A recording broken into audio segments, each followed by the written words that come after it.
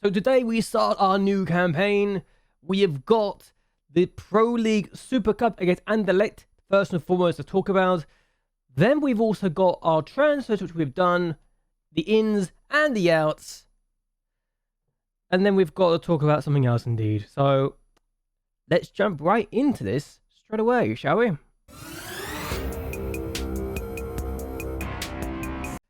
Hello. Welcome everyone to JLABTV. I am JLAB and this is Football Manager 2022. Our journey with Charleroi and the Pro League Supercup has arrived. And gotta be honest, I didn't expect to be in July, but then I remembered about the World Cup and I think, oh god, this is gonna be a nightmare to navigate.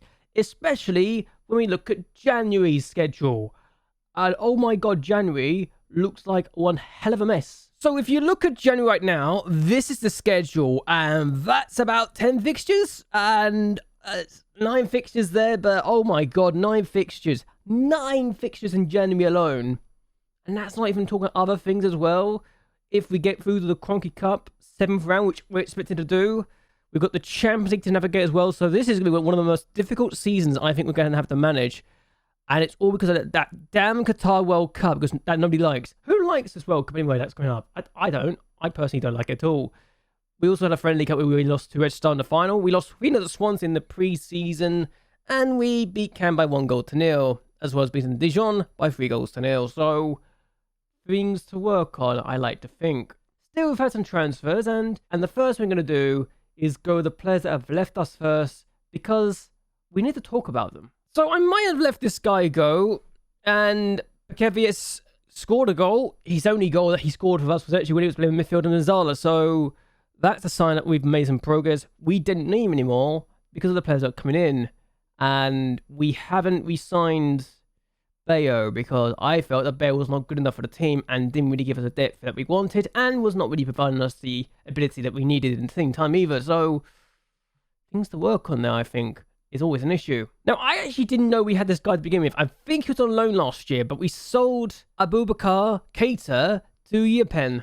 Now, we sold him for 200,000. They were happy to pay it. I didn't see this guy being a player that we needed, really. He wasn't going to play in the areas I wanted to play, and he's only a decent player for this division. He could be a leading player in the future, but the chance of him getting to that sort of level is very slow and very slim.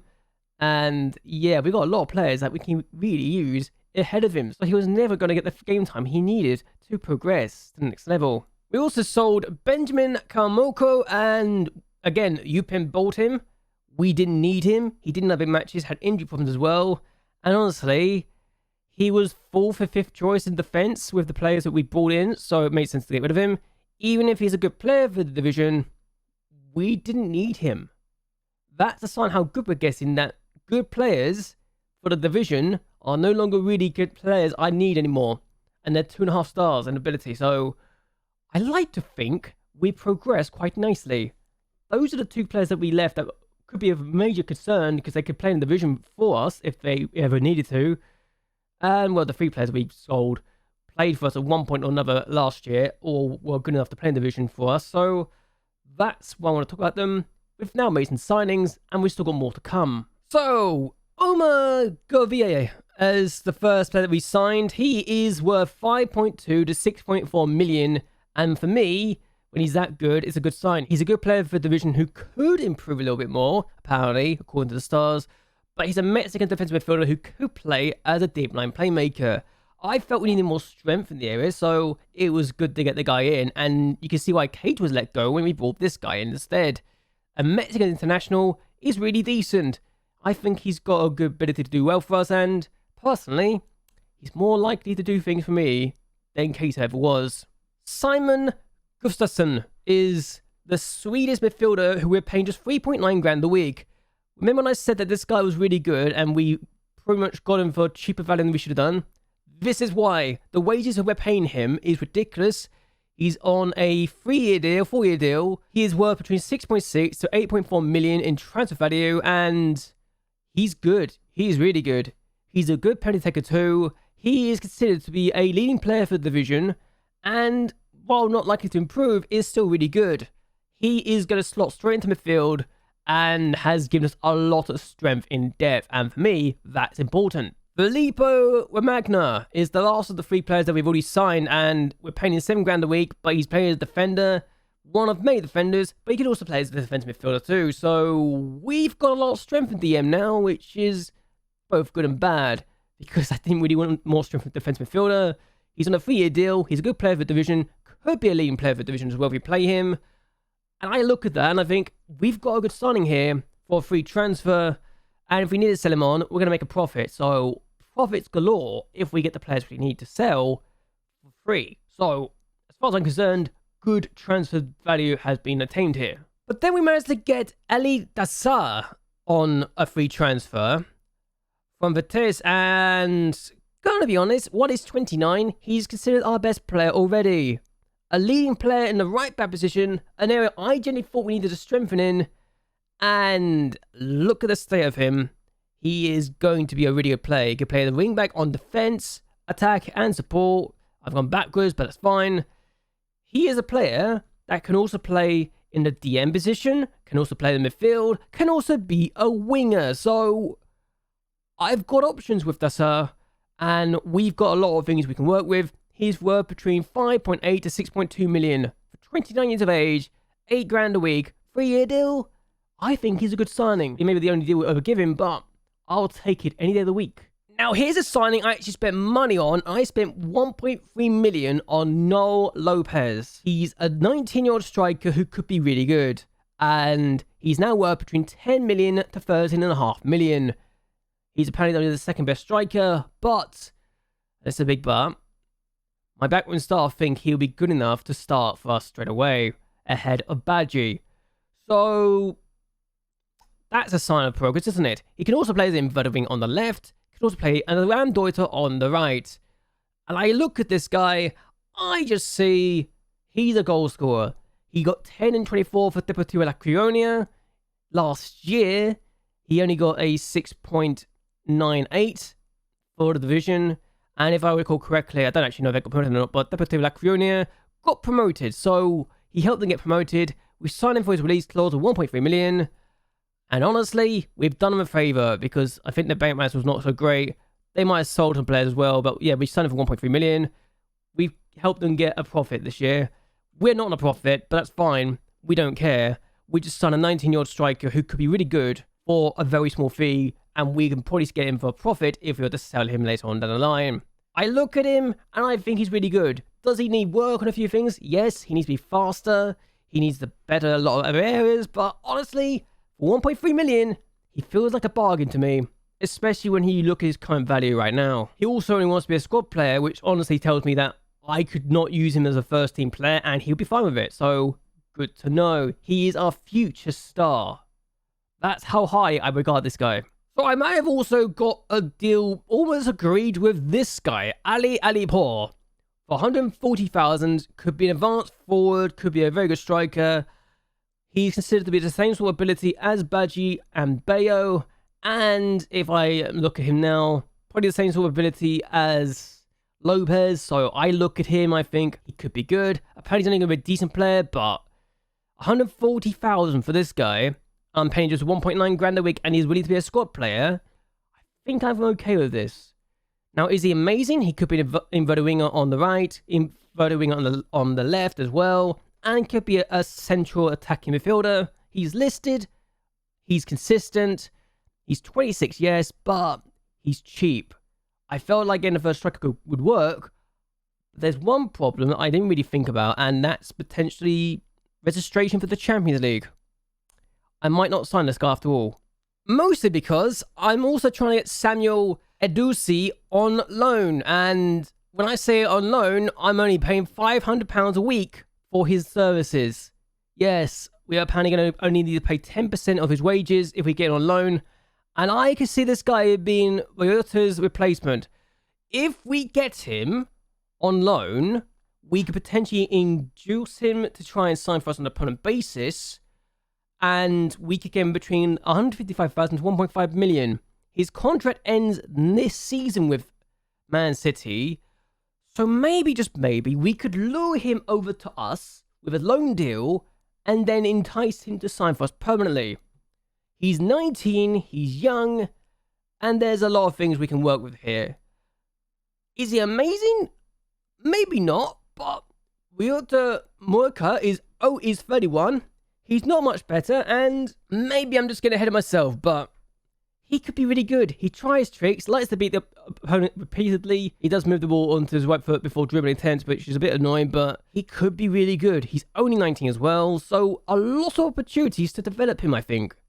And also could play in all three positions up front, so it's useful. He could also play third back if we are needing to, so options are there if we needed to. Still, we're going to take on Anderlecht as we try to win the Pro Super Cup for the first time. I actually want to go into the Hall of Fame briefly as well before I do anything else, because we won the league title. We got 100 points for it, so it's great to know that we can do that. And also, I know the 100 points because the Monaco manager, Philippe Clement, won it 3 times, twice with Club Brugge, once with Genk, and he got the Monaco job afterwards.